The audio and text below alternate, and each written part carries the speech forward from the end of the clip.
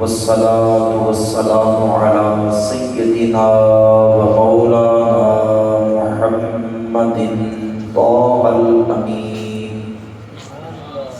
وعلى آله وأصحابه أجمعين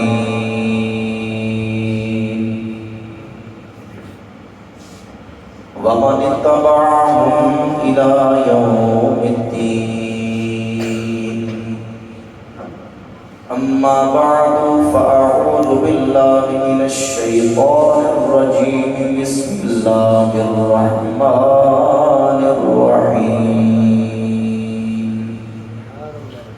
ألا إن أولياء الله لا خوف عليهم ولا هم يحزنون الذين آمنوا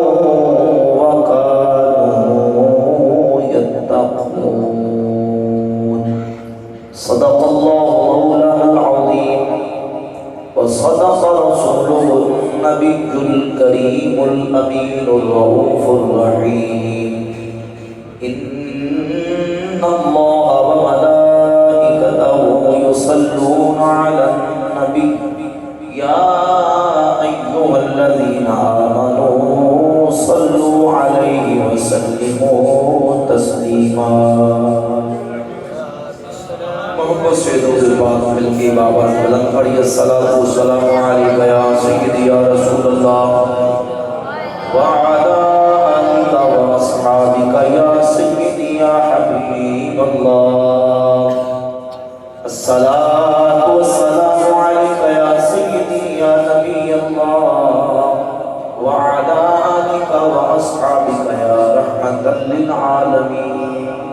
مولاي صل وسلم دائما ابدا على حبيبك خير الخلق كلهم هو الحبيب الذي ترجى شفاعته لكل هول من الاهوال مقتحم.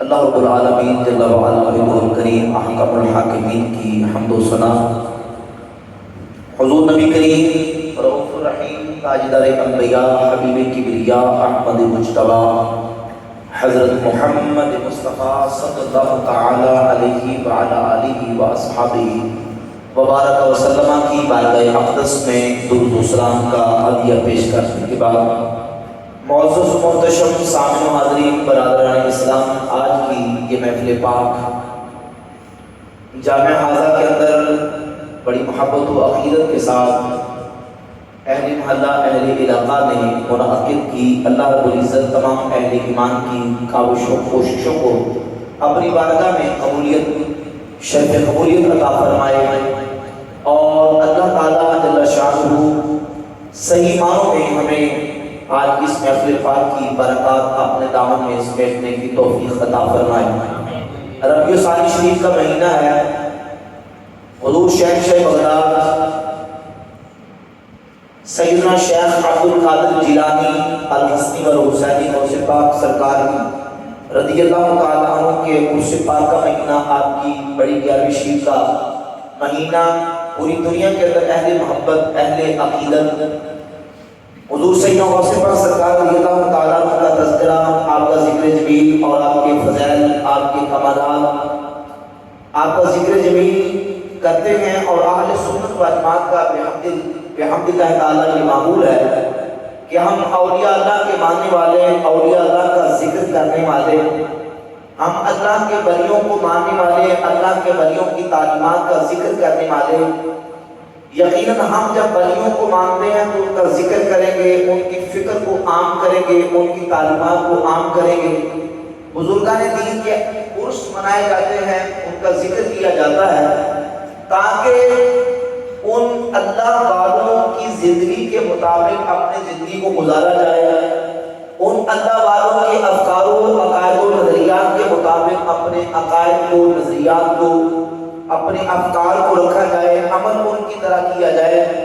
جیسے انہوں نے عقیدہ صحیح رکھ کے، عمل درست رکھ کے رب کو راضی کیا، ہم بھی اسی طریقے سے اپنے رب کو راضی کریں. محبت سے کہتے ہیں سبحان اللہ. اس حوالے سے چند ضروری باتیں آپ احباب کے گوش گزار کرنی ہیں۔ سب سے پہلے میں گفتگو کروں گا انشاءاللہ تعالیٰ قرآن و سنت کی روشنی میں، اس کے بعد اگر کسی دوست نے کوئی مسئلہ کوئی سوال پوچھنا ہو تو وہ سوال کر کے مسئلہ پوچھ کے اپنے دل کی تسلی بھی کروا سکتے ہیں۔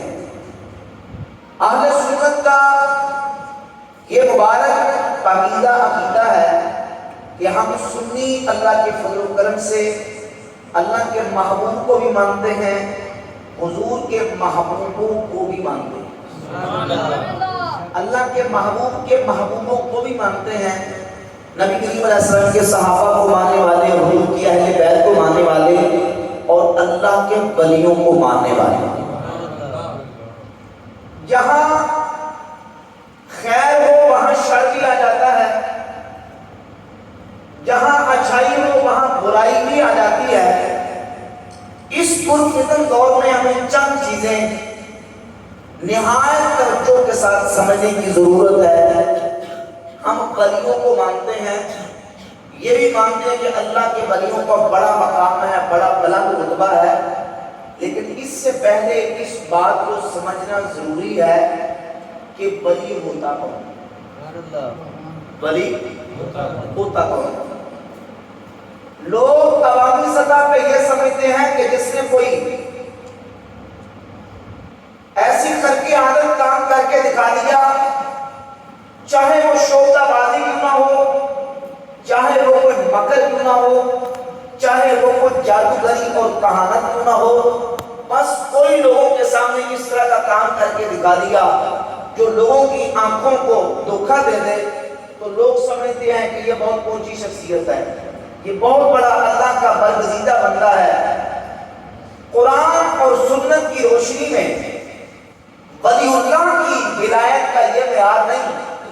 سوڑ والے بھائی موبائل چاہتے ہیں تو صرف تیری سن بیٹھے ہو جل سے تو جو میں نے بولو تھی ماشاء اللہ کام کر رہے تھے، میں کام نظام دوسرا کام شروع نہیں کر رہے تو جو کی نہیں سبحان اللہ۔ لوگوں کا خیال یہ ہے اور یہ عوامی سطح کے لوگوں کا خیال ہے کہ کوئی ایسا کام کر کے دکھا دیا تو لوگ کہتے ہیں کہ یہ بہت بڑی اونچی شخصیت ہے، یہ بڑا پہنچا ہوا ہے۔ بھائی سنیے، قرآن اور حدیث کا جب ہم مطالعہ کرتے ہیں تو قرآن و سنت کی روشنی میں کسی کے پہنچا ہونے کے لیے یہ معیار نہیں کہ وہ ایسا کوئی کام کر کے دکھائے، وہ ہوا میں اڑ کے دکھائے، وہ پانی میں تیر کے دکھا دے۔ سنیے، قرآن نے اللہ کے ولی کا کیا معیار کیا قائم کیا ہے؟ اللہ کی فرماتا الذین آمنوا وکانوا یتقون، وہ جو ایمان والے ہیں اور تقوی اختیار کرتے ہیں۔ کتنی شرطیں بیان کی ہیں؟ دو جو کیجئے، کتنی شرطیں ہیں؟ ولی اللہ کون ہوتا ہے؟ ولایت کسے ملتی ہے؟ قرآن نے دو شرطیں بیان کی ہیں، الذین آمنوا وکانوا یتقون۔ نمبر ایک وہ جو ایمان والا ہے، اور نمبر دو جو تقوی اختیار کرنے والا ہے۔ اس آیت کی تفسیر میں عارف باللہ امام صابی تفسیر صابی میں لکھتے ہیں، فرماتے ہیں هم الذین اتصفوا بالایمان وهو اعتقاد صحیح۔ ولی کون ہوتا ہے جو ایمان کی صفت سے متصف ہو؟ میرے بارے میں کوئی آدمی میرے بارے دیکھ کے سن رہا سچے کا پہلے سامنے بندے بیٹھے کہ دائیں بائیں میں طرف توجہ ہٹتی ہے۔ هم الذین اتصفوا بالایمان، ولی اللہ وہ ہے جو ایمان کی صفت سے متصف ہے، ایمان کی صفت سے متصف۔ ایمان کس کو کہتے ہیں؟ ایمان ہوتا کیا ہے؟ فرماتے ہیں ہوا اعتقاد صحیح، وہ صحیح عقیدے کا نام ہے، اور صحیح عقیدہ کون سا ہوتا ہے؟ المبنی علی الدلائل القطعیہ، وہ عقیدہ جو قطعی دلیلوں پر مبنی ہے، سنی سنی باتوں پر نہیں، خوابوں پر نہیں، صرف محض خوابوں اور قصے کہانیوں اور ایسے سنے سنائے واقعات پہ نہیں کہ فلاں نے کہا کہ فلاں نے ایسے بتایا، فلاں نے ایسے سنا اور اس نے آگے سن کے بتا دیا، اور اس کی تحقیق نہیں کہ سنانے والا کون ہے، بتانے والا کون ہے، ایسے نہیں، بلکہ عقیدہ وہ ہوتا ہے جو قطعی دلیلوں پر مبنی ہو، اور جس کا عقیدہ صحیح ہو اس کا ایمان صحیح، اور جس کا ایمان صحیح اور تقوی کی دولت موجود ہے وہ اللہ کا ولی ہوتا ہے۔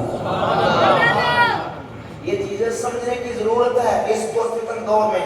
ہمارے نوجوانوں کو، ہمارے بچوں کو جب کوئی دوسرا آ کے چیزیں بتاتا ہے تو ہمارے نوجوان سکولوں کالجوں کے فوراً ڈی ٹریک ہو جاتے ہیں، فوراً بیٹھ جاتے ہیں کہ دیکھیں بھئی قرآن تو یہ کہہ رہا ہے، حدیث تو یہ کہہ رہی ہے، اور حقیقت میں ہے بھی یہ۔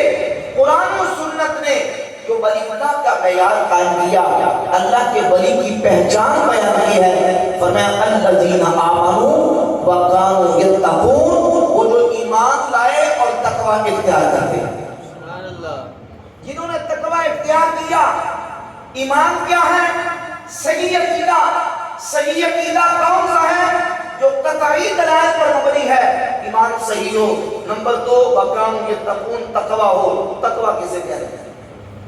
تقوی انگلیوں میں 10 انگوٹھیاں پہن لینے کو کہتے ہیں، رنگ برنگے کپڑے اور ٹاکیاں ٹنیاں گلے میں لٹکا لینے کو کہتے ہیں، لمبے لمبے لٹیں اور بال رکھ کے، مونچھیں لمبی لمبی رکھ کے داڑھی چٹ کرنے کو تقوی کہتے ہیں؟ نہیں، تقوی ہوا امتثال المأمورات و اجتناب المنہیات عن طرق الشرع۔ تقوی شے اور تقوی نام ہے جن کاموں کا شریعت نے حکم دیا ان کاموں کو کرتا چلا جائے، اور جن کاموں سے شریعت نے منع کر دیا ان سے رک جائے۔ ولہذا قال القشیری شرط الولی ان یکون محفوظا کما ان من شرط النبی ان یکون معصوما۔ فرماتے ہیں اس لیے امام ابو القاسم قشیری رحمۃ اللہ علیہ فرماتے ہیں جیسے نبی کے لیے شرط یہ ہے کہ نبی گناہوں سے معصوم ہوتا ہے، ولی کے لیے شرط یہ ہے کہ ولی گناہوں سے محفوظ ہوتا ہے، گناہوں سے۔ وَكُلُّ مَنْ كَانَ لِلشَّرْعِ عَلَيْهِ اعْتِرَاضٌ فَهُوَ مَرْدُودٌ وَمُخَالِفٌ۔ فرماتے ہیں ہر وہ بندہ جس کے عمل پر، جس کے قول پر، جس کے فعل پر، جس کے کردار پر، جس کی گفتار پر، جس کے عمل پر شریعت کو اعتراض ہو، فَهُوَ مَرْدُودٌ وَمُخَالِفٌ، وہ مردود ہے اور وہ دھوکے باز ہے، وہ اللہ کا ولی کہلانے کا حقدار ہے۔ اس کی صورت شریعت کے مطابق نہیں، اس کی سیرت شریعت کے مطابق نہیں، اس کا لباس سنت مصطفیٰ کے مطابق نہیں، اس کی حجامت اور اس کی وضاحت جب شریعت مصطفیٰ کے مطابق نہیں تو پھر نہ وہ تقوی والا ہے اور نہ وہ ولی اللہ ہو سکتا ہے۔ ولی وہ ہوتا ہے جو ایمان کے ساتھ رکھتا ہو تقوی کی دولت اس کے سینے کو پہنچے۔ ایمان اور کیا ہے؟ تقوی۔ کسی ولی سے گناہ ہونا الگ بات ہے، گناہ ہو سکتا ہے لیکن ولی اللہ اس گناہ پر قائم ہی رہتا، اللہ کی بارگاہ میں فوراً توبہ کر لیتا ہے، رجوع کر لیتا ہے، توبہ کر لیتا ہے۔ اور سنیے امام سیدنا طیفور ابن عیسیٰ باجلی البسطامی رحمۃ اللہ علیہ ایک مقام پہ تشریف لے گئے، پتہ چلا کہ فلان جگہ پہ ایک اللہ کا نیک بندہ رہتا ہے، لوگ اس کو بہت بڑا پہنچی شخصیت سمجھتے تھے، دور دراز کا سفر کر کے وہاں پہنچے۔ جب وہاں پہنچتے ہیں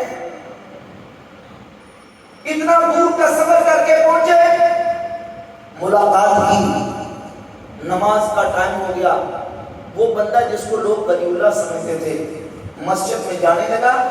اب سنیے ذرا توجہ سے، سنت یہ ہے کہ جب مسجد میں داخل ہوں تو پہلے دایاں قدم مسجد میں داخل کریں، مسجد میں داخل ہوتے وقت دایاں قدم اور مسجد سے نکلتے وقت بایاں قدم۔ ایک روایت کے مطابق اس نے بایاں قدم مسجد میں داخل ہوتے وقت پہلے داخل کیا، ایک واقعہ، اور دوسری روایت یہ کہ وہ بندہ جس کو لوگ ولی اللہ سمجھتے تھے وہ مسجد میں گیا اور مسجد میں جا کے تھوک دیا، تو حضرت باجلی بسطامی رحمۃ اللہ مسجد سے فوراً نکلے اور اپنی راہ لی اور واپس آنے لگے، تو کسی شخص نے پوچھا کہ آپ کتنی دور سے سفر کر کے یہاں پہنچے؟ اس ولی اللہ کی زیارت اور اس سے اکتساب فیض کے لیے آپ بغیر اس کے پاس بیٹھے، بغیر رہے آپ جا رہے ہیں، تو آپ نے اس موقع پر جملہ ارشاد فرمایا، وہ جملہ ہمارے دل کی تختیوں پہ لکھا جانا چاہیے۔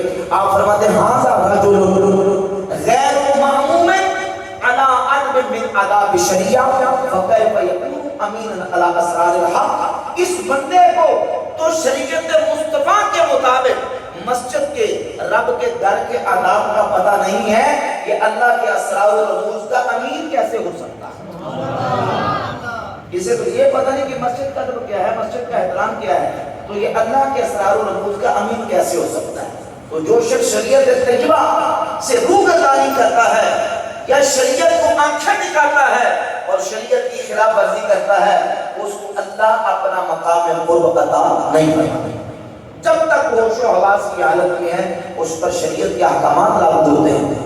اس لیے میاں محمد بخش شاذلی رحمۃ اللہ علیہ سبق دیا، آپ فرماتے ہیں رستہ چھوڑے، رستہ چھوڑے نبی دا دنیا کوئی نہیں منزل پگدا،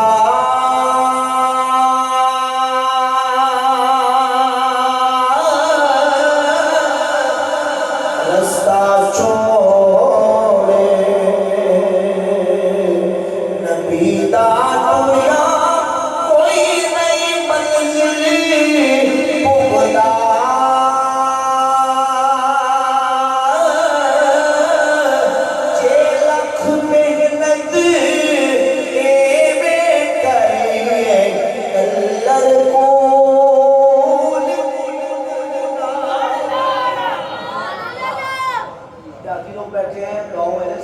کلر والی زمین میں، شور والی زمین میں اگر اعلیٰ سے اعلیٰ بیج بھی آپ ڈال دیں، کھادیں ڈالیں، دوائیاں ڈالیں، کلر والی زمین میں پھول بوٹے نہیں، پہلے کلر دور کرنا پڑے گا۔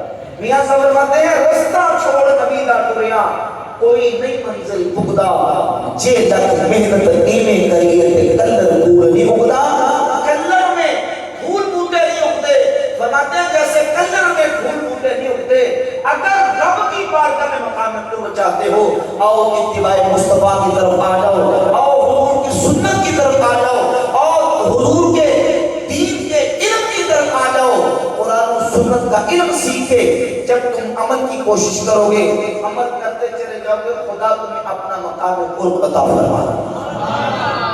اتباع رسول، اتباع مصطفیٰ ہمارے اولیاء کا، ہمارے صوفی کرام، ان کا تو سبق یہ تھا، ان کا درس یہ تھا، وہ تو مستحبات کا درس دینے والے، وہ تو آداب و مستحبات سکھانے والے۔ یہ کیسے ہو سکتا ہے کہ ولی اللہ ہو اور اس سنتوں کو ضائع کر دے؟ وہ حضور کی شریعت طیبہ کی حکم دونی کرے، اس کا چہرہ سنت کے مطابق نہ ہو، اس کی حجامت سنت کے مطابق نہ ہو، اس کا لباس سنت کے مطابق نہ ہو۔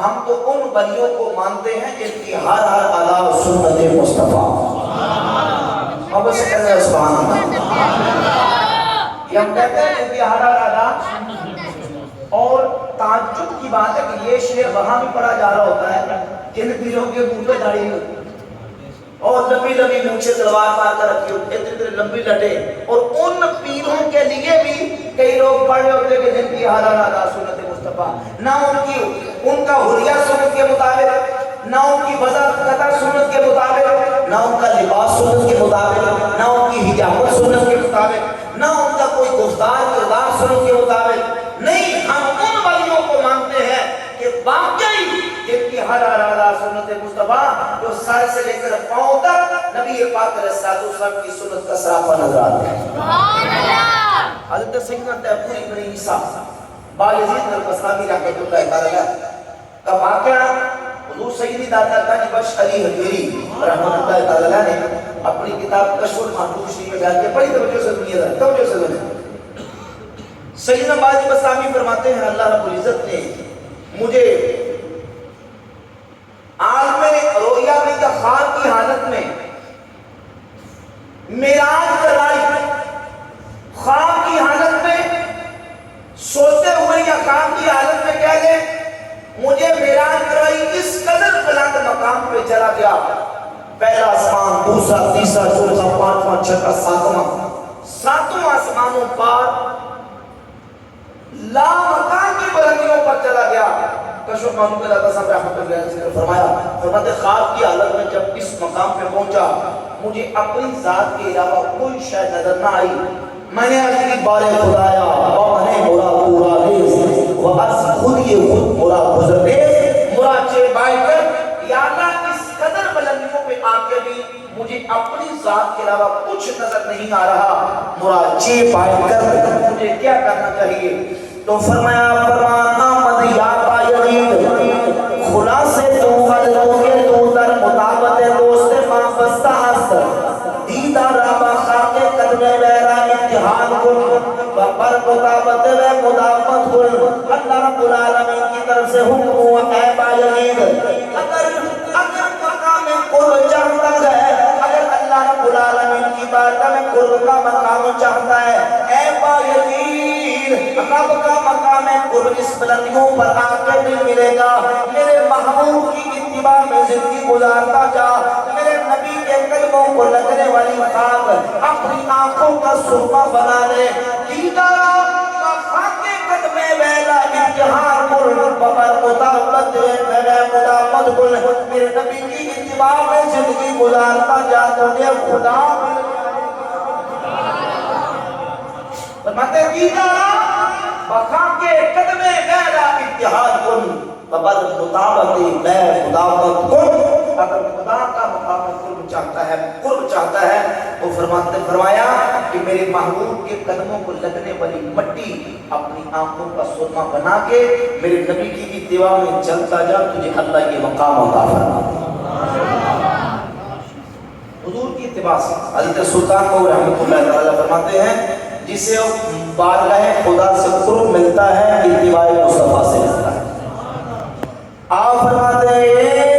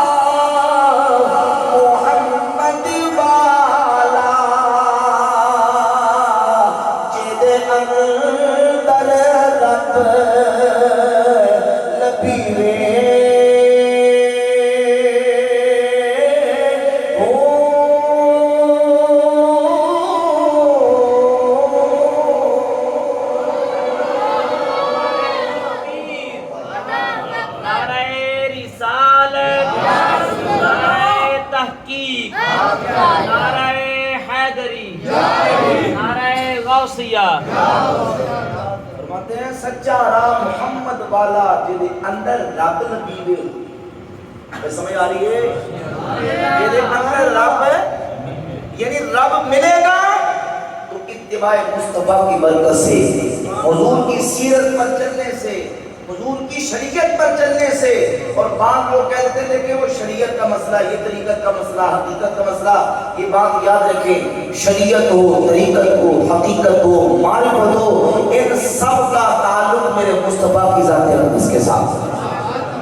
اعلیٰ حضرت امام احمد رضا کا محدث بریلوی رحمۃ اللہ فرماتے ہیں شریعت میرے نبی کے اقوام کا نام ہے، یہ نہ سمجھنا یہ وہ متضاد چیزیں ہیں، یہ کو الگ الگ ایک دوسرے کے مخالف ہیں۔ فرماتے ہیں شریعت میرے نبی کے اقوال کا نام ہے، طریقت میرے نبی کے افعال کا نام ہے، حقیقت میرے مصطفیٰ کے احوال کا نام ہے، اور معرفت میرے نبی کے علوم بے مثال کا نام ہے۔ شریعت ہو، طریقت ہو، معرفت ہو، حقیقت ہو، یہ ساری چیزیں اللہ کے محبوب صلی اللہ علیہ وآلہ وسلم کی ذات اقدس کے ساتھ تعلق رکھتی ہیں۔ تو سلطان فرماتے ہیں سچا راہ محمد والا جدے اندر رب نبی بھی ہو، جسے خدا ملا ہے حضور کی اتباع کی وجہ سے ملا۔ اگر تو کہے کہ نہیں میں شریعت پر نہیں چلتا، شریعت کے بغیر ہی میں خدا تک پہنچ جاؤں گا، تو سیدنا بلال بغدادی سے کسی نے پوچھا کہ بندہ شریعت کہتا ہے مجھے اب شریعت کی حالت نہیں میں پہنچ چکا ہوں، فرماتے ہیں وہ پہنچ چکا ہے شیطان تک، رب رحمان تک پہنچنے کے لیے میرے مصطفیٰ کی شریعت پر چلنا پڑے گا، حضور کے طریقے پر چلنا پڑے گا، سرکار کی اتباع کرنی پڑے گی۔ جتنے اولیاء اللہ، ہمارے جتنے صوفیاء بزرگان دین جن کا ہم نام لیتے ہیں، ایویں کسی جو ہے وہ شوق باز کے ہاتھوں میں نہ آ جایا کریں، ہم ان ولیوں کا نام لیتے ہیں جنہوں نے ہمیں اتباع مصطفیٰ کا حکم دیا ہے اور بتایا ہے کہ جو حضور کے راستے پر چلتا ہے اب اسے اپنا مقام قرب عطا فرما دیتا ہے۔ سیدنا باعث البستامی رحمۃ اللہ تعالی علیہ محدثین ان کا یہ قول ذکر کے جو میں پڑھنے لگا ہوں، امام صاحبی نے سیر علامہ نبلا کے اندر، حافظ ابن کثیر نے البدایہ والنہایہ کے اندر، علامہ شاطبی نے الاعتصام کے اندر، دیگر اور بہت سارے حوالہ جات موجود ہیں۔ سیدنا باعث البستامی فرماتے ہیں لو نظرتم الی رجل یرتفع فی الہوا، اگر تم کسی شخص کو دیکھو کہ وہ ہوا میں اڑ رہا ہے، فلا تغتروا بہ حتی تنظروا کیف تجدونہ عند الامر والنہی وحفظ الشریعہ، فرماتے ہیں ایسے کسی کے پیچھے نہ لگ جانا جب تک تم یہ نہ دیکھ لو کہ یہ اللہ کے احکامات پر عمل کتنا کرتا ہے، جن کاموں سے رب نے روکا ہے ان سے رک کے کتنا رہتا ہے، وحفظ شریعہ اور میرے نبی کی شریعت کی حفاظت کتنی کرتا ہے، شریعت کی محافظت کتنی کرتا ہے۔ جب تک یہ نہ دیکھ لو ایسے دھوکے میں نہ آ جانا، کیونکہ بڑے پکھنڈی اور بڑے شعبدہ باز اور بڑے جو ہیں وہ دھوکے باز لوگ ہوتے ہیں، جادوگر کاہن قسم کے لوگوں کی آنکھوں میں مٹی اور دھول جھونک کے لوگوں کا ایمان اور عقیدہ برباد کرتے ہیں۔ دیکھیے ہم نے کلمہ محمد رسول اللہ صلی اللہ علیہ وآلہ وسلم کا پڑھا ہے، کوئی پیر ہو، کوئی ولی ہو، کوئی بزرگ ہو، ہم اس ولی کو اتباع مصطفیٰ کی برکت سے جانتے ہیں۔ اگر وہ شریعت مصطفیٰ کو آنکھیں دکھائے گا تو پھر ہمارا اس سے کوئی تعلق ہو سکتا نہیں، بولے کوئی تعلق ہو سکتا نہیں۔ یہ اس وقت یہ چیزیں اپنے نوجوانوں کے اندر ان چیزوں کو اور اس فکر کو بیدار کرنے کی ضرورت ہے، تاکہ اہل سنت کا روشن چہرہ لوگوں کے سامنے واضح ہو کے آئے اور ہمارے صوفیہ، ہمارے بزرگان دین کی جو تعلیمات ہے وہ سامنے ہو کے آئے۔ حضور غوث پاک سرکار رحمۃ اللہ تعالی فرماتے ہیں خدا تک پہنچنا ہے، اللہ تک کیسے پہنچا جاتا ہے؟ فرماتے ہیں میں بتاتا ہوں سب سے آسان ترین رستہ، فرماتے ہیں اقرب الطرق الی اللہ تعالی لزوم قانون العبودیۃ والاستمساک بالعروۃ الشریعہ، رب تک پہنچنے کا قریب ترین ذریعہ یہ ہے کہ بندہ اپنے اوپر بندگی کے قوانین کو لازم کر لے، بندگی کے قوانین کو، یعنی بندہ بن کے زندگی گزارے۔ بندہ وہ ہوتا ہے جس کی اپنی مرضی نہیں ہوتی، اس پر مرضی اس کے مالک کی چلتی ہے، وہ اپنا ہر عمل اپنے مالک کی رضا اور مرضی کے مطابق کرنے کی کوشش کرتا ہے۔ جب بندہ اپنے اوپر بندگی کے قوانین کو لازم کر لے، یعنی اس کا اٹھنا رب کی رضا کے مطابق ہو، اس کا بیٹھنا رضا الہی کے مطابق ہو، اس کا عمل، اس کا قول، اس کا فعل، کردار، حال رب کی رضا کے مطابق بن جائے، جب بندہ اپنے اوپر بندگی کے قوانین کو لازم کر لے اور حضور کی شریعت طیبہ کی رسی کو مضبوطی سے پکڑ لے تو اللہ رب العزت اسے اپنی بارگاہ کا مقام قرب عطا فرما دے۔ سبحان اللہ۔ اقرب الطرق الی اللہ تعالی لزوم قانون العبودیۃ والاستمساک بالعروۃ الشریعہ۔ مولانا جامی نفاذ العلوم میں لکھتے ہیں گر 100,000 کار کے عادات بات ایشا ظاہر شرط چونا ظاہر ایشا معاف کے آداب شریعت است و نبات نے ایشا معاف کے آداب طریقت است، آس مقبولہ مقرو استدراج خواہد بود نہ مقبولہ بلاد کرامت است۔ فرماتے ہیں ایک بندہ 1000 مرتبہ آگ پر چل کے دکھا دے، ہوا میں اڑ کے دکھا دے، پانی میں تیر کے دکھا دے، اگر اس کا ظاہر شریعت کے اصولوں کے مطابق نہیں اور اس کا باطن طریقت کے اصولوں کے مطابق نہیں، آج مقبولہ مکرو استدراج خواہد بود نہ مقبولہ بلاد کرامت است، اس کا ہوا میں اڑنا، پانی میں چلنا اور آگ کے اندر سے چل کے دکھا دینا یہ شوق بازی ہے، یہ مکر ہے، یہ دکھلاوا ہے، یہ دھوکہ ہے۔ ولایت و کرامت نہیں ہو سکتی، ولایت ہمیشہ اللہ کے ولی کی ہوتی ہے، کرامت اللہ کے ولی کی ہوتی ہے۔ یہ فرق سمجھ لیں، یہ فرق سمجھیں، پھر ولی اللہ کے لیے کرامت ضروری نہیں، توجہ ہے، جملہ میں نے ہوش و واس سے بولا ہے، ولی اللہ کے لیے کرامت ضروری، ہاں کرامت کے لیے ولی اللہ ہونا ضروری ہے۔ ایک اللہ کا ولی ہے، ضروری نہیں کہ وہ کرامت بھی دکھائے، ضروری نہیں کہ وہ ایسا کام کر کے دکھائے کہ آپ کہیں ولی تب مانیں گے جب کرامت کر کے دکھائے۔ قرآن نے، حدیث نے ولی اللہ کے لیے کرامت شرط نہیں رکھی۔ ولی ہونے کے لیے کرامت شرط نہیں، ولی ہونے کے لیے دو شرطیں ہیں، ایمان والا ہو اور تقوی والا ہو۔ ایمان والا، اس کا عمل، اس کا کردار، اس کا قول، اس کا فعل، اس کا حال، اس کی گفتار وہ شریعت طیبہ کے مطابق۔ ولی اللہ کے لیے ایمان اور تقوی شرط ہے، ولی کے لیے کرامت شرط نہیں۔ ہاں کرامت کے لیے ولی ہونا شرط ہے، کیونکہ ایسے کام جو کر کے عادت ہوں، وہ جادوگر بھی کر کے دکھاتے ہیں، کاہن بھی کر کے دکھاتے ہیں، اور کفار سے استدراجن بھی ہو جاتے ہیں۔ ہم اس کو کرامت تب کہیں گے جب اس سے صادر ہو جو ایمان والا بھی ہے، تقوی والا بھی۔ ایمان والا بھی ہے، تقوی والا۔ آج لوگ کہتے ہیں یہ ولی ہے تو کرامت کر کے دکھائے۔ بھئی ولی کے لیے کرامت شرطی، ولی ہونے کے لیے کرامت شرط، پیر ہونے کے لیے کرامت شرط۔ ہاں پیر ہونے کے لیے، ولی ہونے کے لیے شریعت پر استقامت شرط ہے، شریعت پر۔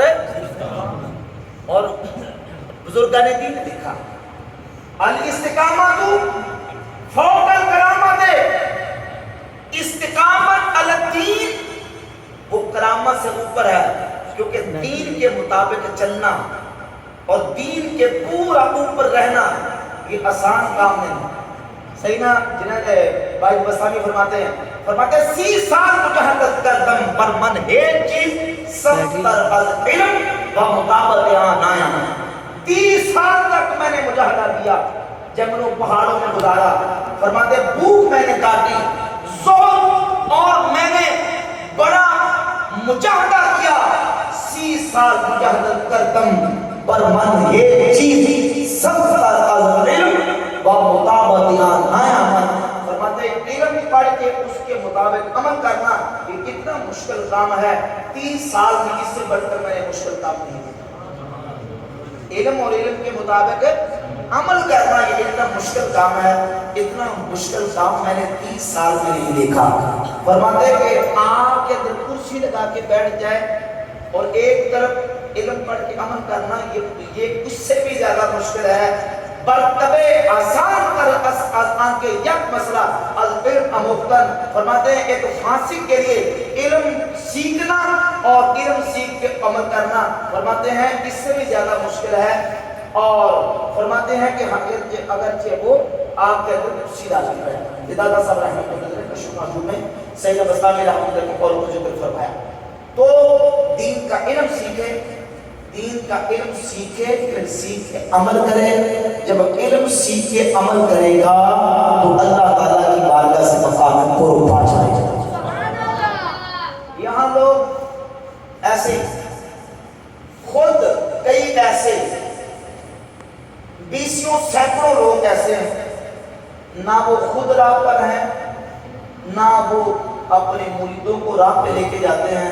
وہ کہتے ہیں خود نہ تھے جو راہ پر، وہ اوروں کے راہبر بن گئے، جنہیں خود قرآن کا علم نہیں، حدیث کا علم نہیں، شریعت کا علم نہیں، رسول اللہ کی سیرت کا علم نہیں، اللہ کے نبی علیہ السلام کی تعلیمات کا علم نہیں، وہ پیر اور مشائخ بن کے بیٹھ جاتے ہیں۔ اتنی لمبی، ابھی میں رستے میں آ رہا تھا، ایک شخص نے مسئلہ پوچھا، پیر صاحب ہیں اور تصویر ساتھ بھیجی کہ اتنی لمبی لٹے رکھی ہوئی ہے،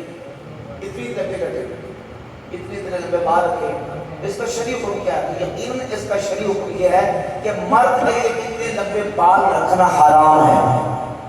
بولے کیا ہے؟ ہمارے کریم آقا علیہ السلام کی سنت یہ ہے کہ آقا کریم علیہ السلام نے اپنے سر مبارک پہ زلفیں سجائی ہیں۔ حضور نے حج اور عمرہ کے موقع پر حلق فرمایا، سر مبارک کے بال اتروائے۔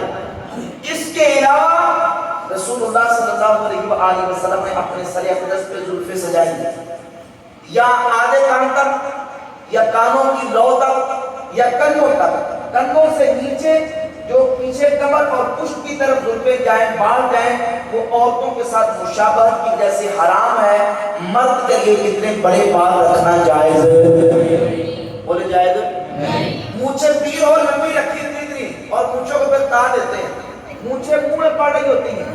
جامع ترمذی میں حدیث ہے میرے کریم آقا علیہ الصلوۃ والسلام فرماتے ہیں من لم یاکل من شعرہ فلیس منا، جو اپنی مونچھیں نہیں کٹواتا وہ ہم میں سے نہیں، جو مونچھیں نہیں کرواتا وہ فرمایا قص شوارب وَأَوْفُوا، مونچھیں بس کراؤ اور داڑھیوں کو بڑھاؤ، مجوسیوں جیسی شکل اختیار نہ کرو۔ نبی پاک علیہ الصلوۃ والسلام کی بارگاہ میں دو پہلوان ابن باقبہ اور خرخسرہ حضور کی بارگاہ میں آئے، خسرو پریز کے پہلوان، داڑھیاں منڈوائی ہوئی تھی اور مونچھیں لمبی لمبی رکھی تھی۔ تو اللہ کے رسول علیہ الصلوۃ والسلام نے فرمایا وَيْلَكُمَا مَا أَمَرَكُمْ هَٰذَا، تمہارے لیے خرابی ہو، تمہیں یہ کس نے حکم دیا ہے؟ تو انہوں نے کہا ہمیں ہمارے رب خسرو پرویز نے حکم دیا ہے۔ تو حضور فرماتے ہیں میرا رب تو مجھے حکم دیتا ہے کہ داڑھیوں کو بڑھایا جائے اور مونچھوں کو پست کروایا جائے۔ یہ ہمارے دین کی تعلیم ہے۔ ایک پیر جس کے لوگ مرید ہو کے بیعت ہو کے اس کے ہاتھ پہ ہاتھ رکھ کے اس کو اپنا پیر اور شیخ مان رہے ہیں، وہ اگر مونچھوں کو تا دے گا اور داڑھی بنوائے گا، بال لمبے لمبے رکھے گا، 10 انگوٹیاں ہاتھوں میں ڈال کے اسے استنجا کرنا بھی نہیں آتا ہوگا، وہ بتائیں کہ اپنے مریدوں کو کہاں ہدایت تک لے کے جائے گا یا گمراہی تک لے کے جائے گا؟